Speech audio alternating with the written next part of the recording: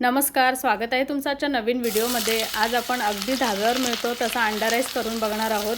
तर त्यासाठी इथे तेल गरम केलं, त्यामध्ये कांदा घातला, कांदा चांगला परतून घेतला, मग मिरची घातली, आणि नंतर त्यामध्ये आलं लसूण पेस्ट घातली, ती देखील कांद्यासोबत तेलामध्ये छान कच्चा वास जाईपर्यंत परतून घेतली।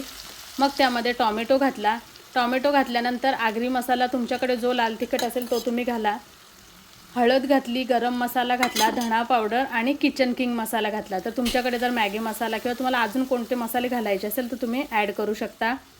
आणि ते मस्त तेलामध्ये परतून घेतलं आणि मीठ घातलं। तर आता इथे अंड्याचा आणि भाताचा अंदाज घेऊन आपल्याला सगळे मसाले, तेल वगैरे थोडं जास्त घालायचं आहे। तर इथे मी 2 अंडी घेतली। आता तुमच्याकडे जेवढी भाताची क्वांटिटी असेल त्याप्रमाणे तुम्ही अंडी 1 2 3 अशी म्हणजे तुम्हाला हवी तेवढी तुम्ही घालू शकता। तर माझ्याकडे थोडासाच भात होता, साधारण 1 बोल भरेल एवढा। तर मी 2 अंडी घेतली, ती मस्त अशी परतून घेतली कांद्यासोबत भुर्जीसारखी, आणि मग त्यामध्ये मी भात घातला।